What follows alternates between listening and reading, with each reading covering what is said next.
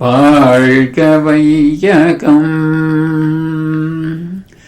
வாழ்க வையகம்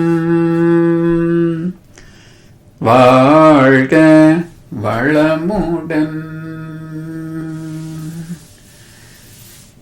சிந்தனையை உடல் நலத்தை சீரமைத்து ஓய்வித்த குருவை வாழ்க, குருவே துணை. வேதாத்ரியம் வாழ்க வளமுடன். இன்று வரை உலகில் தோன்றிய அனைத்து சித்தர்களும் ஞானிகளும் மகான்களும் மற்றும் வேதாத்திரிய கோட்பாடுகளை அர்ப்பணிப்புணர்வோடு அகிலமெங்கும் உணர்வாக்கி கொண்டிருக்கும் ஞான ஆசிரியர்களின் மதிநுட்பமும் குருவர்களோடு சூக்குமமாய் நம்மை சூழ்ந்திருந்து நாம் ஓய்வதற்கு துணை நிற்குமாக என்று சங்கல்பித்துக் கொண்டு இன்றைய தவ நிகழ்வை இறைவணக்கம் குரு வணக்கத்தோடு நாம் இனிதே துவங்குவோம். இறைவணக்கம்.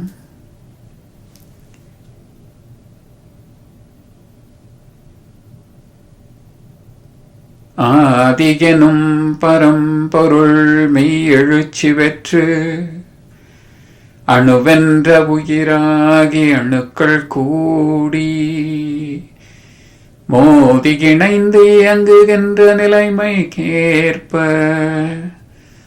மூலகங்கள் பலவாகியவை இணைந்து பேதித்த அண்ட கோடிகளாய் மற்றும் பிறப்பிறப்பிடை உணர்தல் இயக்கமாகி நீதிநெறி உணர் மாந்தராகி வாழும் நிலையுணர்ந்து தொண்டாற்றி இன்பம் காண்போம்.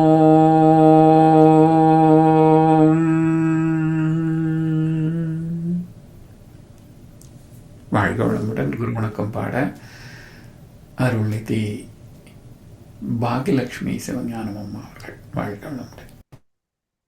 வாழ்க வளமுடன்.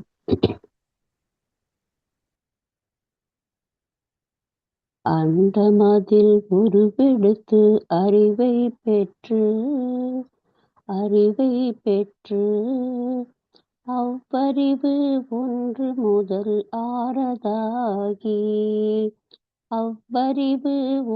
முதல் ஆறதாகி கொண்டமெலாம் இவ்வுருவில்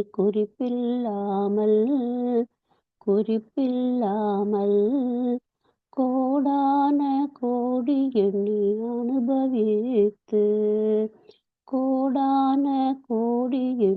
அனுபவித்து கண்ட பலன் எனை அறிய நினைந்தேன் அப்போ கருத்துணர்த்தி கனல் மூட்டி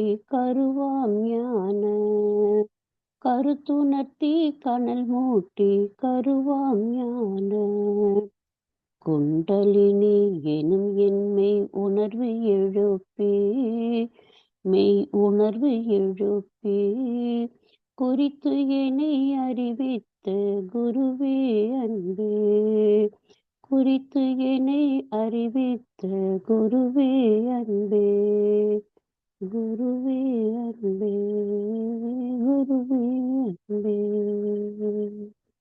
வாழ்க வளமுடன். வாழ்க வையகம் வாழ்க வையகம் வாழ்க வளமுடன். குரு வாழ்க, குருவே துணை. இன்றைய 9 மைய தவத்தினை மிகச்சிறப்பாக வழி நடத்தி தந்த பேராசிரியர் ஞானாசிரியர் அருள்நிதி ஸ்ரீராம் ஜெயபிரகாஷ் ஐயா அவர்களும் அவரது அன்பு குடும்பத்தினரும் அருட்பேராற்றல் கருணையினால் உடல் நலம், நீளாயுள், நிறை செல்வம், உயர்ப்புகள், மெய்ஞானம் ஓங்கி வாழ்க வளமுடன் வாழ்க வளமுடன் வாழ்க வளமுடன். தொடர்ந்து மாக்கோலமாய் விளைந்த மதிவிருந்து, அதைத் தொடர்ந்து மார்கழி கவிகளுக்கு விளக்கம் வழங்கிட மூத்த பேராசிரியர்கள் ஞானாசிரியர் அருள்நிதி பழனிசாமி வேலுசாமி ஐயா அவர்களையும் மூத்த பேராசிரியர் ஞானாசிரியர் அருள்நிதி கோதை கோவிந்தராஜன் அம்மா அவர்களையும் அன்போடு அழைத்து அமைகிறோம். வாழ்க வளமுடன். வாழ்க வளமுடன் ஐயா.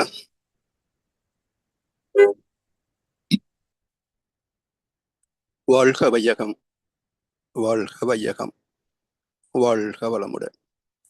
குரு வாழ்க, குருவே துணை. சான்ற பெருமக்களே, மாக்கோளமாய் விளைந்த மதிவிருந்து கவிதை தொகுப்பின் தொடர் சிந்தனைகளை இன்றைய தினம் பணமும் குணமும் அன்பின் மூலம் என்ற 2 சிறு கவிதைகள், அவற்றை விளக்கத்தை நாம் பார்க்கிறோம். பணத்திற்கும் பண்புக்கும் நடக்கும் போட்டியால் குணத்தில் மனிதர்கள் குறைந்தோர் ஆகிறார்கள். பணத்துக்கும் பண்புக்கும் நடக்கும் போட்டி. இன்றைக்கு சாதாரண மனித வாழ்க்கை எதை நோக்கி நகர்கிறது என்று ஒரு சிறிய சிந்தனை செய்து பார்த்தோம் என்று சொன்னால், குழந்தையின் பிறப்பில இருந்து இறப்பு வரைக்கும், அதாவது கிரிமேட்டோரியம், என்ன சொல்லுவோம், மயானம் வரைக்கும் பணம் இல்லை என்றால் வாழ்க்கை இல்லை. வலு பெருந்தகையே தெளிவா சொல்லிட்டார், பொருள் இல்லார்க்கு உலகம் இல்லை, பணம் இருந்தா தாப்பா இந்த வாழ்க்கை. சரி, பணம் எவ்வளவு தேவை, எவ்வளவு இருந்தால் நாம் நிறைவாக வாழலாம்? நேற்றைக்கு பார்த்தோம் கடன் கணக்கு. இந்த வாழ்க்கைக்கு எவ்வளவு தேவை, என்னென்ன தேவை, எப்போது தேவை, அவை எங்கிருந்து கிடைக்கும்? இதற்கான விலை தெரிந்த மக்களுக்கு சிக்கல் இல்லை. தெரியாத மக்களுக்கு வாழ்நாள் முழுவதும் போராட்டம் தான். அதாவது ஒரு பொருளை நாம் வாங்குகின்ற போது அக்சசரிஸ் என்று அதனோடு சில உதிரி பாகங்களை தருவார்கள்.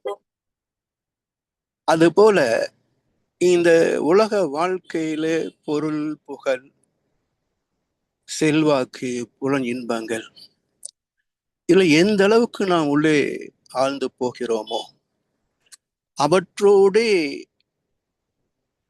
என்ன சொல்லுவோம், அன்பில்ட் ஐட்டம்ஸ், அதுல சொல்லப்படாத ஒரு அக்சசரி என்ன என்றால் பிரச்சனைகளும் நோய்களும். இது எப்போ அனுபவப்பட்டதற்கு எப்போ விளைவு வரும் என்று பார்த்தால் கணக்கு புரியும். அது பார்க்கறதுக்கு வழி தெரியணுமே, வழியும் தெரியல, கணக்குக்கு விடையும் தெரியல. அதனால் பொருள் ஈட்டுகின்ற ஆசை எல்லோருக்கும் உண்டு. வாய்ப்பு எல்லோருக்கும் கிடைக்குமா? அந்த வாய்ப்பை நிச்சயம் செய்வது யார்? எல்லோரும் போட்டி போடுறாங்க, எல்லாருமே ஜெயிச்சிடுறாங்க.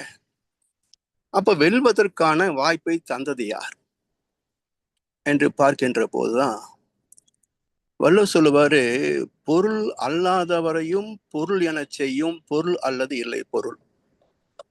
அவன் ஒரு பைசாவுக்கு பிரயோஜனம் இல்லப்பா, யூஸ்லெஸ் ஃபெலோ. பியூன் வேலைக்கு கூட லாய்க்கு இல்லை, ஆனா முதலமைச்சர் ஆயிடுவான்.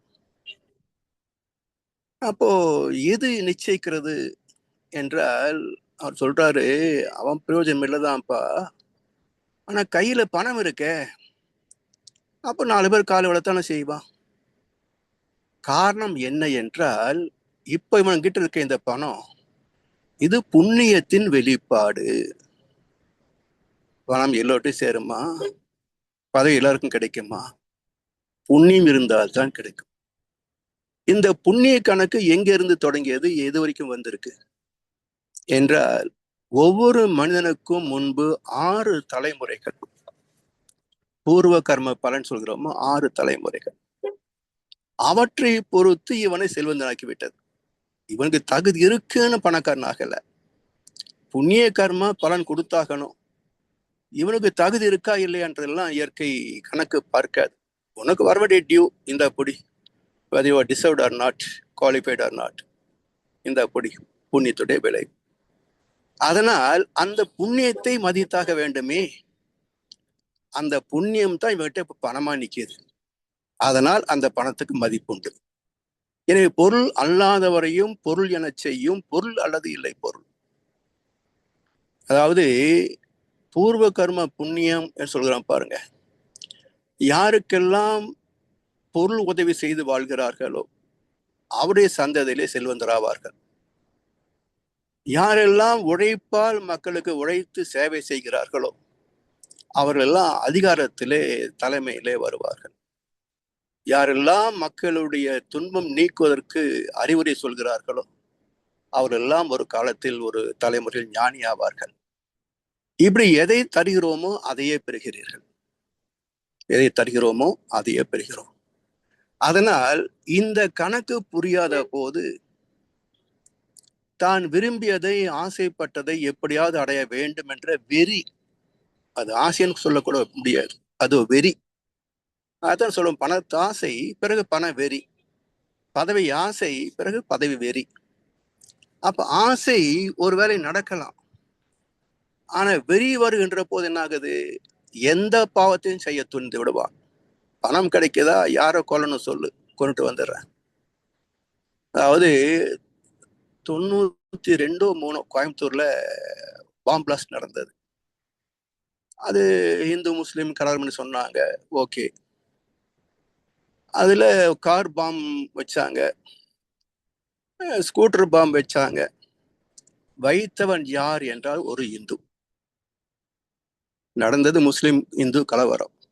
பாம் வச்சது யார் என்று சொன்னா ஒரு இந்து. எப்படி வச்சான்? 50,000 கொடுக்குறியா, கொடுப்பா, எவன் செத்தா எனக்கு என்ன? 2 லட்சத்துக்கு கார் பாமா, நான் வைக்கிறேன், எவன் செத்தா எனக்கு என்ன? அப்போ பணத்தை மட்டுமே வெறியாக கொள்கின்ற போது பண்பாடு, மனித நேயம் எல்லாமே அங்கே தலை மறைவாயிடும். அப்படி பணத்திற்கும் பண்புக்கும் நடக்கும் போட்டி. எது ஜெயிக்கிறது? பணம் ஜெயிக்குதா, பண்பு ஜெயிக்குதா? பண்பு வெல்கிறது என்று சொன்னால் நல்லவர்கள் பாராட்டப்பட வேண்டும், நல்லவர்கள் புகழ் பெற்றிருக்க வேண்டும். அதாவது எத்தனையோ பேர் யாருக்கும் தெரியாமல் நன்மை செய்யறாங்க. அவர்களை பற்றி எந்த ஊடகமாவது பேசியது உண்டா? குறிப்பாக சொல்லணும் என்றால் தமிழ்நாட்டில அன்பு பாலம் கல்யாண சுந்தரம் ஐயா என்று ஒருத்தர் இருக்கிறார். தன்னுடைய மொத்த வாழ்க்கையும் தொண்டு என்றே செலவழித்தவர். தன் வயிற்றுக்கு என்று ஓட்டல சர்வர் வேலை பார்த்துக்கிட்டு வாங்கிய சம்பளம் மொத்தத்தையும் ஏழைகளுக்கு என்றே செலவழித்தவர். மிக உயர்ந்த மனிதநேயத்தின் உச்சம் தொட்ட மனிதர். இவரை அடையாளம் கண்டு அமெரிக்க கவர்மெண்ட் 30 கோடி ரூபாய் cash award plus man of the millennium award கொடுத்தது. இங்க தமிழ்நாட்டில் கேளுங்க, யாரையாவது கல்யாண சுந்தரம் தெரியுமான்னு. ஆனா சார் யாரு, கஞ்சா வித்தது யாருன்னா பேசுறாங்க பாருங்க, அவங்க பேர் கேளுங்க, எல்லாருக்கும் தெரியும். அப்போ நல்லவற்றை பார்க்க மாட்டோம், நல்லவற்றை பேச மாட்டோம், நல்லவற்றை கேட்க மாட்டோம் என்று உறுதி கொண்ட சமுதாயத்துல பண்புக்கு எங்கே மரியாதை இருக்கும்? எனவே பணத்துக்கும் பண்புக்கும் நடக்கும் போட்டியில் குணத்தில் மனிதர் குறைந்தோர் ஆகிறார்கள். இவனை மனுஷன்னு கூட சொல்ல முடியாது. என்னன்னு சொல்வது? விலங்குகள் கூட பசி எடுத்தால் தான் இன்னொரு விலங்கு கொல்லும். பசி இல்லை என்று சொன்னால் புலி படுத்திருக்கும், மான் கூட்டம் அங்கே மேய்ஞ்சிக்கிட்டு இருக்கும். ஆனால் மனுஷன் என்ன தேவைக்காக இத்தனை பாவங்களை செய்கிறான்? என்ன தேவை, என்ன பகை? ஒரு இந்துவுக்கு ஒரு முஸ்லிமுக்கு என்ன பகை சொல்லுங்க? கடவுள் என்ன பேதப்பட்டவரா, பகை உண்டாக்கினாரா? அப்ப யார் வைத்த சூன்யத்திற்கு இவர்கள் இலக்காகிறார்கள்? அப்ப மனிதன் என்ற சொல்லுக்கே அருகதையற்ற ஒரு சமுதாயம். அதை கவிஞர் வாலி அழகா சொல்லுவார். தவறு என்பது தவறு செய்வது, தப்பு என்பது தெரிந்து செய்வது. தவறு செய்தவன் திருந்த பார்க்கணும், தப்பு செய்தவன் வருந்தியாகணும். அப்படி திருந்தாத உள்ளங்கள் இருந்தென்ன லாபம், வருந்தாத உருவங்கள் பிறந்தென்ன லாபம் என்றார். செவியின் சுவையுணரா மாக்கள் அவியினும் வாழினும் ஏன் என்று வள்ளுவர் கேட்டாரே, அது மாதிரி இவன் செத்தா என்ன இருந்தா என்ன கேட்கிறார் கவிஞர் வாலியும் வள்ளுவர் பெருந்தகையும். எனவே இப்படிப்பட்ட பண்பில் குறைந்த மக்கள் இந்த பூமிக்கு பாரம், மனிதன் என்ற சொல்லுக்கு அவமானம்.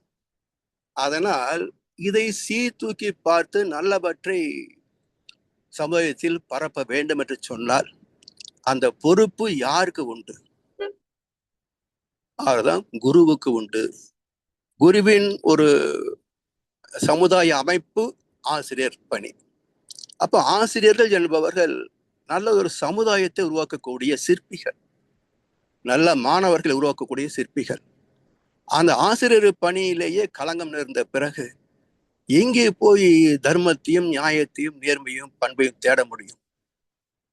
அப்ப பண்பில்லாத ஆசிரியர்கள் மக்களுக்கு மாணவர்களுக்கு பண்பை போதிக்க முடியுமா? வெறும் பாடத்தை தான் போதிக்கிறார்களே தவிர பண்பை போதிக்கின்ற ஆசிரியர்களோ பள்ளிகளோ கல்லூரிகளோ இன்றைக்கு கிடையாது. அப்போ சமூகத்தை யார் காப்பாற்ற முடியும்? இதெல்லாம் இந்த ஒரு சிறு 3 வரிகளிலே இந்த சமுதாயத்தின் ஒட்டுமொத்த பிரச்சனைகளுக்கான காரணத்தை சிந்திக்க வைக்கின்றார் மகர்ஷி அவர்கள். அடுத்தது அன்பின் மூலம் இன்ப துன்ப தோற்ற மாற்றம். இயல்பு ஆராய்ந்திடில் அன்பெனும் பேரோற்று அறிவிற் சுரந்திடும். இன்ப துன்ப தோற்ற மாற்றம் இயல்பு ஆராய்ந்து அறிந்திடில் அன்பெனும் பேரோற்று அறிவில் சுரந்திடும். சரி, இந்த போட்டி மிக்க சமுதாயம் ஒரு குருட்சேத்திர வாழ்க்கை, ஒரு ஜிகாத் போராட்டம். இதுல என்ன காரணம்? பெரும் கோடீஸ்வரனுக்கும் பிரச்சனை இருக்கு, நோய் இருக்கு, துன்பம் வருது. பிச்சைக்காரனுக்கும் துன்பம் இருக்குது என்றால் இந்த இன்ப துன்ப காரணம் என்ன? எங்கிருந்து யார் நமக்கு பார்சல் அனுப்புறாங்க என்று ஒரு சிந்தனை செய்து பார்த்தோம் என்றால், இன்ப துன்ப தோற்றம் மாற்றம் இயல்பு ஆராய்ந்து அறிந்திடில் அன்பெனும் பேரொற்று அறிவை சுரந்திடும். எப்படி? இன்ப துன்பம் என்பது என்ன? இவை இரண்டும் எங்கிருந்து தோன்றுகின்றது என்று ஆராய்ந்தேன். இன்பமே இயற்கையிலே எங்கும் எதிலும் எப்போதும் நிறைந்துள்ளது அனுபவத்திற்கு. இன்பத்தின் அளவு முறை மாறும் போது ஏற்படும் போர் பொருத்தமில்லா உணர்ச்சியேதான் இன்பத்தின் மறுபெயராம் துன்பமாயும் இரண்டும் அறிவின் அலைகளாயும் கண்டேன். அறிவே தெய்வம். அப்ப தெய்வமே இன்ப துன்பமாக மாறுகிறது. தெய்வமே இன்ப துன்பத்தை இந்த உடலாய் இருந்து அனுபவிக்கிறது.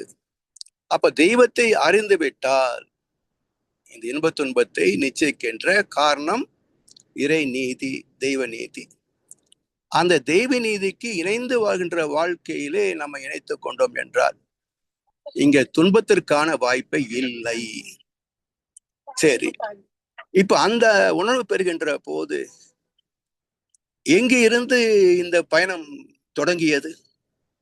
அணுவிலே தொடங்கி அண்டமாக விரிந்து உயிரிலே தொடர்ந்து மனிதனாக முடிந்து நாமாக வாழ்ந்து இந்த தொடர் பயணத்திலே இருப்பது யார்? மூலப்பொருள் எது? அறிந்தது சிவம், மலர்ந்தது அன்பு. அப்போ சிவமாகிய சுத்த வெளியாகிய பேரறிவாகிய இறைவனேதான் எல்லாமாக இருக்கிறான் என்று உணர்கின்ற போது வாடிய பயிரை கண்டபோதெல்லாம் வாடினேனே என்ற கருணை தானே பிறக்கும். அப்போ இந்த மக்களை பார்க்கின்ற போது சொல் புத்தியும் இல்லை, சுய புத்தியும் இல்லை. இப்படி துன்பத்திற்கான காரணத்தை சிந்தித்து பார்க்காமல், துன்பத்தை நீக்குகின்ற ஒரு வழியை தேடாமல், வெறும் இறை வழிபாடு என்று சொல்லிக்கொண்டு கோவில்களை சுற்றி கொண்டிருக்கிறார்களே தவிர ஒழுக்கம் தவறினால் துன்பம் வரும், அதை தருவது தெய்வ நீதி என்ற இந்த விதி யார் இவர்களுக்கு போதிப்பார்கள்? எத்தனை பேர் இதை உட்கார்ந்து கேட்பார்கள்? எனவே மகர்ஷி வரைக்கும் எல்லா மகன்களும் தோற்று போனவர்களே.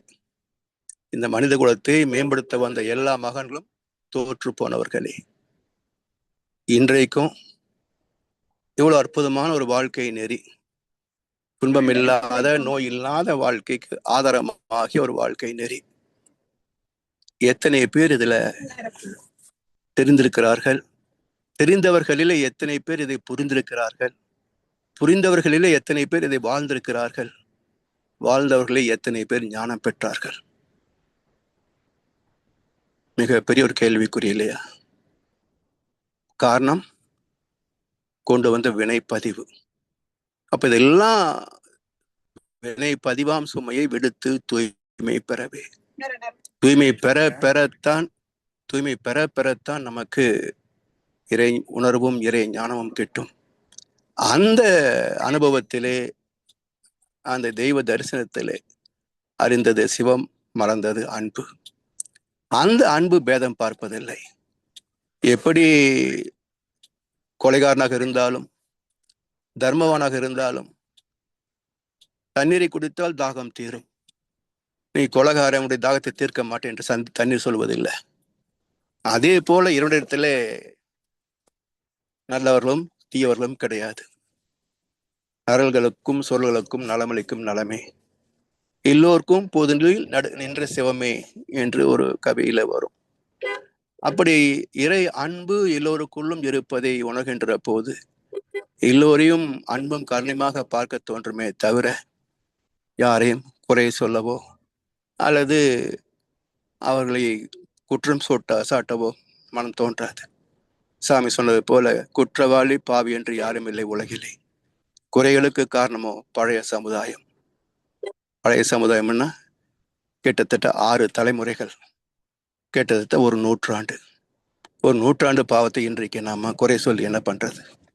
எனவே இருப்பதை குறை என்று பேசினாலும் இது புறையோடிய ஒரு நோய், அவ்வளவு எளிதில் குணப்படுத்த முடியாது என்பதை புரிந்து கொண்டு பொறுமையாக நிதானமாக எப்படி மாற்றமைக்க முடியுமோ அந்த வகையிலே நம் கடமை அறவாழ்வின் நாட்டத்தை சிறக்கட்டும் என்று சொல்லி வாய்ப்பளித்த செய்வமெடுத்த அனைவருக்கும் நன்றி பாராட்டி இந்த உரையை நிறைவு செய்கின்றோம். வாழ்க வளமுடன், வாழ்க வளமுடன், வாழ்க வையகம். வாழ்க வையகம், வாழ்க வையகம், வாழ்க வளமுடன். குரு வாழ்க, குருவே துணை. ஆசான் அருட்தந்தை வேதாத்ரி மகரிஷி அவர்கள் நம்மோடு சுக்குமமாக நிறைந்திருந்து நம்மை என்றென்றும் வழி நடத்துவாராக. தினந்தோறும் நடந்து வரும் இந்த இணையவழி அமர்விலே இன்று இணைந்திருக்கக்கூடிய அனைத்து வேதாத்திரிய உறவுகளுக்கும் இனிய காலை மாலை வணக்கங்கள்.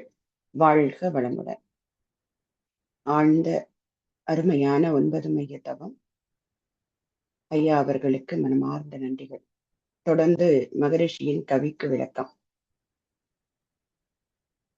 ஏன் இந்த உலகத்துல அமைதி இல்லை அப்படிங்கிறதுக்கான பதில் போல அமைந்திருந்தது இன்றைய பாடலுக்கான விளக்கம். மகரிஷி அவர்கள் ஒரு பாடல்ல குறிப்பிடுவாங்க, உணர்ந்தவர்கள் எண்ணிக்கை உயரும் மட்டும் உணராதோர் பழிச்செயலே மீதம் நிற்கும். இதுதான் ஒரு நியதியாக எடுத்துக்கொள்ளணும். அப்ப என்ன நம்ம செய்யலாம்? உணர்ந்தவர்கள் எண்ணிக்கை உயருவதற்கு தான் இது போல பல மகான்கள் தோன்றினார்கள். எல்லாருமே தொடர் சிந்தனை உடையவர்கள் தான். மகரிஷி ஒரு பாடல்ல ரொம்ப அழகா ஒரு இணைப்பு கொடுத்திருப்பாங்க. புத்தன் என்ற பெரியாரும், இயேசுநாதர், பொது நோக்கில் கவி புனைந்த திருவள்ளுவர், உத்தமராம் நபிகள் எனும் உயர்ந்த ஞானி, உண்மைக்கே உயிரளித்த சாக்ரட்டிஸ், நித்தியமாம் நிலையறிந்த ஞானியர்கள் நில உலக மக்களுக்கு எடுத்து சொன்ன அத்தனையும் இணைத்து ஒரு தொகுப்பாய் செய்தால் அனைத்தும் இணைந்து ஒரு கருத்தாய் அமைய காண்போம் அப்படின்னு சொல்லுவாங்க. இதுல எல்லா நூற்றாண்டுல தோன்றின எல்லா ஜோன்ல இருக்கக்கூடியவங்களையும் சேர்த்துட்டாங்க மகிழ்ச்சி. எதெல்லாம் பிரிவினையாக இன்னைக்கு உலகம் பார்த்து கொண்டு இருக்கிறதோ அது எல்லாமே இல்லை, எல்லாம் ஒண்ணுதான். அதை எடுத்துரைக்க வந்தவர்கள் சொன்னதும் ஒண்ணுதான் அப்படின்னு சொன்னாங்க. அப்படித்தான் பக்தியும் மனிதனுக்கு நல்லதை புகட்டுவதற்காக ஏற்படுத்தப்பட்டதுதான். மகரிஷி அந்த வழிகள் குறிப்பிடுறாங்க இல்லையா? அறிவின் வளர்ச்சி படிகள்ல நம்பிக்கை, அதுக்கப்புறம் விளக்கம், அப்புறம் முழுமை பேரு அப்படின்னு சொல்றாங்க.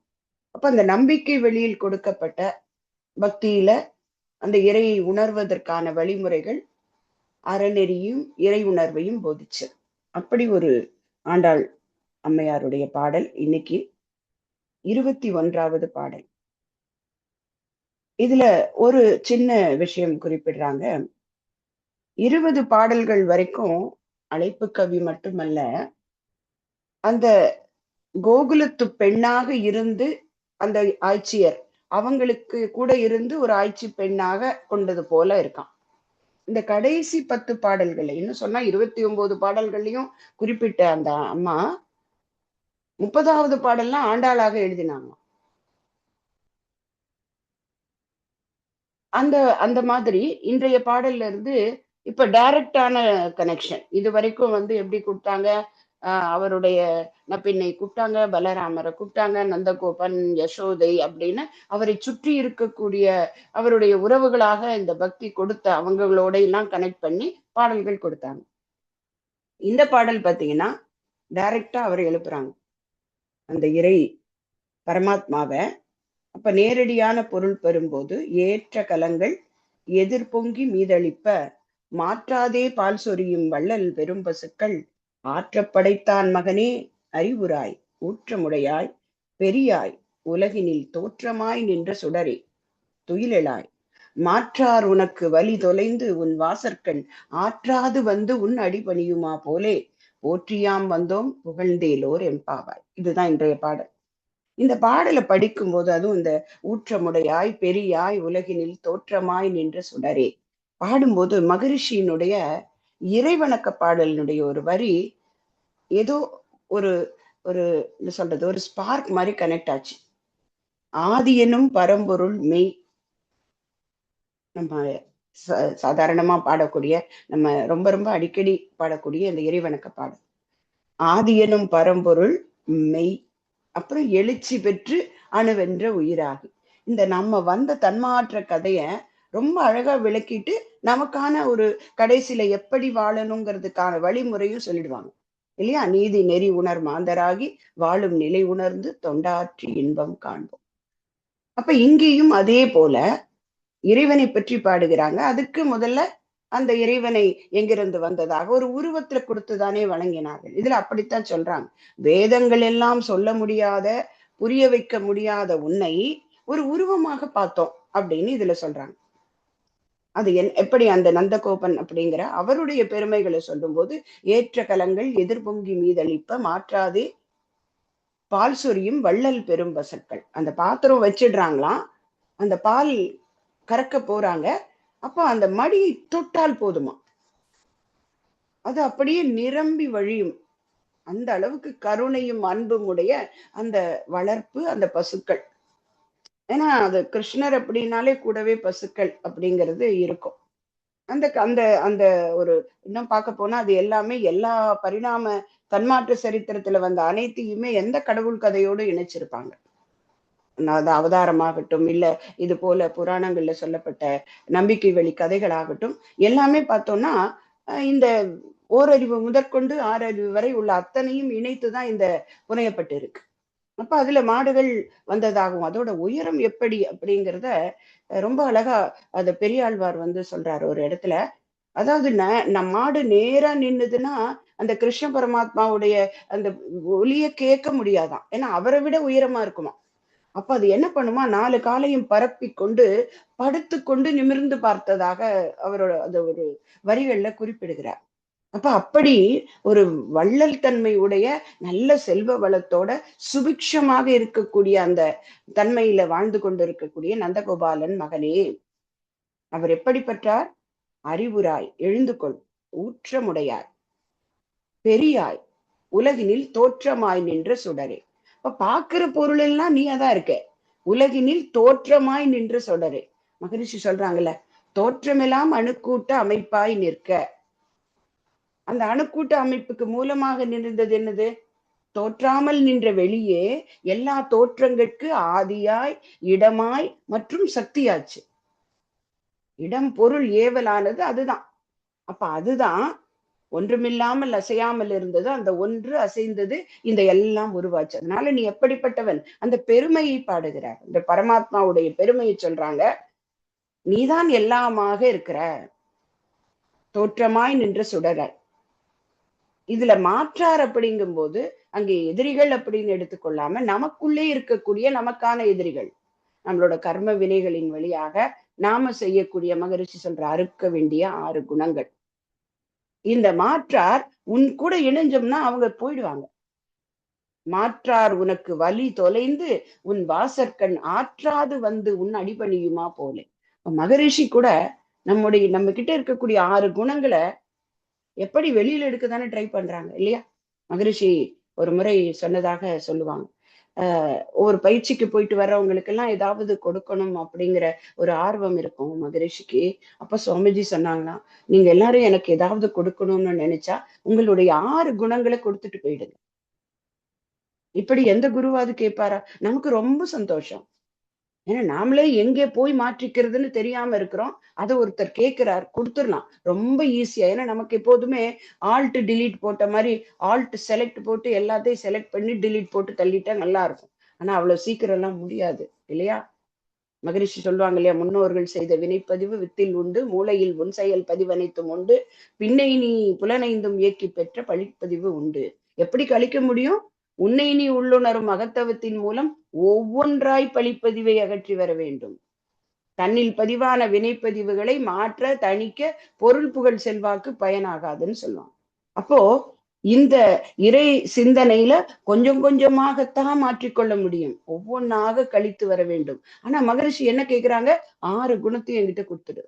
ஆனா கொடுத்த மகரிஷி அடுத்தது ஒரு கண்டிஷன் வைக்கிறாங்க. என்கிட்ட கொடுத்த பிறகு அந்த பொருளை நீங்க உபயோகிக்க கூடாது இல்லையா? ஒருத்தருக்கு கொடுத்துட்டா அது அவங்களுக்கு சொந்தமான ஒன்று. என்கிட்ட கொடுத்த பிறகு இந்த 6 குணங்களின் வயப்பட்டால் நான் அங்க வந்து நிற்பேன். ஏன்னா எனக்குரியதை நீ எப்படி உபயோகப்படுத்தலாம்? எவ்வளவு பெரிய ஒரு தாயினும் சால பரிந்துங்கிற மாதிரி அத்தனை தயை இல்லையா? அது அங்கே மாற்றார் வழி தொலைந்து உன் வாசற்கண் ஆற்றாது வந்து அடிபணியுமா போலே. இப்ப அடி பணிஞ்சிட்டோம்ல குருவுக்கு. குரு என்பவர் யார்? என்னை யான் அறிய வேண்ட இறைவா என் குருவாய் வந்தார். அப்படி இங்க கிருஷ்ணனையும் ஒரு குருவாக வைத்துக் கொள்ளலாம். உருவத்தின் மூலமாக வந்தார். ஆனால் அது அவரே பல இடங்கள்ல அவர் நிர்குணன், அவர் ஒரு சுத்த சைத்தன்யம், அவர் ஒரு பரமாத்மா என்று அந்த பிரம்மத்தை உருவமற்ற ஒன்றாகவும் ஒரு இடத்துல குறிப்பிடுறாங்க இல்லையா? அவரே சொன்னதாக சொல்றாங்க இல்லையா? எந்த ஒன்றிலும் என்னை பார்க்க வல்லவன் எவனோ அவனை விட்டு நான் விலகுவதில்லை, என்னை விட்டு அவன் நீங்குவதில்லை. இதே கிருஷ்ண பரமாத்மா சொன்னதாக நம்ம பகவத்கீதைங்கிற ஒரு அருமையான இதுல படிக்கிறோம் நம்ம. அப்போ அந்த குருவாகவே இருந்து இறைவனை உணர்த்த முயற்சிக்கிறார்கள். அதை உணர்றதுக்கு அந்த இறை அருள் நமக்கு வேணும். இந்த திரை விலகணும். அதுக்குத்தான் நான் உன்னை புகழ்ந்து உன்னையே நினைச்சுக்கிட்டு இருக்கேன். உன்னுடைய பெருமைகளை நான் சொல்லிக்கொள்ள நான் அதுவாக மாற முடியும். ஏன்னா மனதினுடைய பலம் என்ன? எதை நினைக்கிறோமோ அதுவாக மாறும். அதனால் உன்னை நான் நினைச்சு கொண்டே இருக்கும்போது என்னிடம் உள்ள வேண்டாததெல்லாம் எப்படி எதிரிகள் உன்னை பார்த்த உடனே அந்த வேண்டாத குணங்கள் தொலைந்து போகுமோ அது போல எனக்கு தொலைந்து போகட்டும். அப்ப இதுதான் சூட்சுமம் இல்லைங்களா? அப்ப பக்தி வழியில் சொல்லப்பட்ட விஷயங்கள்ல கூட சூட்சுமமாக இறை சிந்தனையும் ஒரு மனிதன் தன்னை உணர்ந்தவனாக போகணுங்கிறதுக்கான அங்கே ஒரு யுக்தியும் கொடுத்தாங்க.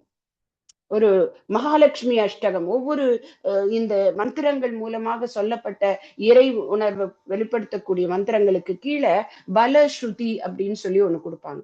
இதை சொன்னா என்ன பலன் கிடைக்கும்? இப்ப நமக்கு போடுறோம் இல்லையா, உடற்பயிற்சியில கைப்பயிற்சி செய்தா என்ன பலன் கிடைக்கும், காயக்கல்பம் செய்தா என்ன பலன் கிடைக்கும்னு சொல்றோம் இல்லைங்களா? இதை மட்டும் சொல்லி நிறைவு செஞ்சுக்கிறேன்.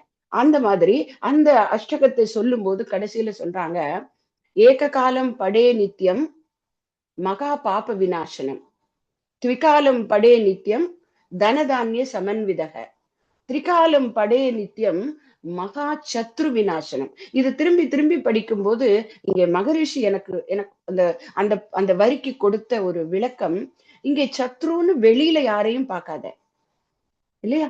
யாரையும் எதிரியாக பார்க்க வேண்டாம், எனக்கு மாற்றாருன்னு பார்க்க வேண்டாம். இதெல்லாம் படிச்சு இதுல உள்ள பொருள் புரிஞ்சு நம்ம இறை சிந்தனையோடு வாழ முதல்ல எனக்கு என்னுடைய பாவங்கள் போகும் இறை சிந்தனையோடு இருக்கும்போது. 2வது வாழ்க்கைக்கு தேவையான தனதானியங்கள் எனக்கு கிடைக்கும்.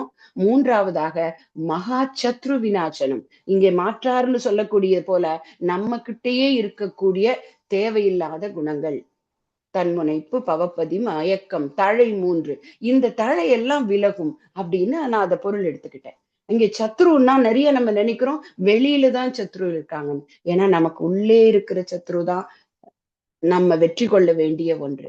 அப்போ அந்த உணர்ந்தவர்கள் எண்ணிக்கை உயர்ந்து விட்டால் இந்த பழி செயல்கள் குறைந்துவிடும். இப்ப ஐயா சொன்ன அந்த பணம் பொருள் அதை பற்றி மகரிஷி சொன்ன பாடலுக்கு சொன்ன விளக்கம் போல இதற்கு ஒரு தீர்வு என்ன? உணர்ந்தவர்கள் எண்ணிக்கை உயர வேண்டும். அது உயர்வதற்காக தோன்றவர்கள் தான் இன்னைக்கு மகான்கள். சோ சதவிகிதத்தில் கம்மியா இருக்கலாம், ஆனால் இந்த உணர்ந்தவர்கள் எண்ணிக்கை உயர்வதற்கு ஒவ்வொரு மனவள கலைஞர்களுக்கும் ஒரு பங்கு இருக்கு. வாழ்த்துவோம் உலகை, நல்லதே நடக்கட்டும். உலகம் மகரிஷியினுடைய அந்த அந்த எண்ணத்தின்படி உலகம் அமைதி பெற ஒவ்வொரு தனி மனிதனும் உலக சமாதான தூதுவர்களாக இருந்து நம்மை அமைதி செய்து கொள்வோம், நம்மை மாற்றிக்கொள்ள முயற்சிப்போம். அதற்கு இந்த பாடல் விளக்கமும் ஒரு சின்ன ஒரு ஒரு தூண்டுதலாக இருந்தது. அருமையான இந்த பாடலுக்கு விளக்கமளிக்க வாய்ப்பளித்த அன்புள்ளங்களுக்கும் இதுகாரும் செவிமடுத்த அனைத்து அன்புள்ளங்களுக்கும் சிரம் தாழ்த்தி நன்றி கூறி நிறைவு செய்கிறேன். நன்றி. வாழ்க வளமுடன். வாழ்க வளமுடன். அருமை ஐயா. நம்ம நூலகர் கல்யாண சுந்தரம் ஐயாவை பற்றி நீங்கள் சொன்னீங்க, ரொம்ப மகிழ்ச்சிங்கய்யா. வாழ்க வளமுடன். அவர் நம்ம ஊருக்காரர் தான், திருநெல்வேலிக்காரர் தான் அவர். வாழ்க வளமுடன். இதுகாரம் தொடர்ந்து நமக்கு மகான் கவிகளுக்கும் மார்கழி கவிக்கும் விளக்கம் வழங்கி வந்து கொண்டிருக்கும் மூத்த பேராசிரியர்கள், ஞானாசிரியர்கள் அருள்நிதி பழனிசாமி வேலுச்சாமி ஐயா அவர்களும் அருள்நிதி கோதி கோவிந்தராஜன் அம்மா அவர்களும் அவர்கள் தம் அன்பு குடும்பத்தினரும் அருட்பெயர் ஆற்றல் கருணையினால் உடல் நலம், நீளாயுள், நிறை செல்வம், உயர் புகழ், மெய்ஞானம் ஓங்கி வாழ்க வளமுடன், வாழ்க வளமுடன், வாழ்க வளமுடன். நன்றிகள். தொடர்ந்து பாடல்கள் பாடி நிறைவு செய்யும் தருணம். வேதாத்திரிய பாடல், பிரம்மஞான கவி, உலக நல வாழ்த்து பாட அன்பர்களை அன்போடு அழைத்தமைவோம். வாழ்க வளமுடன். வாழ்க வையகம், வாழ்க வையகம், வாழ்க வளமுடன். குரு வாழ்க, குருவே துணை. வேதாத்திரிய பாடல். போரில்லா நல்லுலகம், பொருள் துறையில் சமநீதி, நேர்மையான நீதிமுறை, நில உலகுக்கோராட்சி, சீர் செய்த பண்பாடு, சிந்தனையோர் வழிவாழ்வு, சிறப்புணர்ந்த பெண்மதிப்பு, தெய்வ நீதி வழிவாழ்தல், தேர் திருவிழா தவிர்த்தல், சிறுவர்களுக்கே விளையாட்டு, செயல் விளைவு உணர்கல்வி, சீர்காந்த நிலை விளக்கம், பார் முழுதும் உணவு நீர் பொதுவாக்கல், பல மதங்கள் பல கடவுள் பழக்கம், ஒளித்துண்மை ஒன்றே தேர்ந்தெடுதல். வாழ்க வையகம், வாழ்க வையகம், வாழ்க வளமுடன் ஐயா.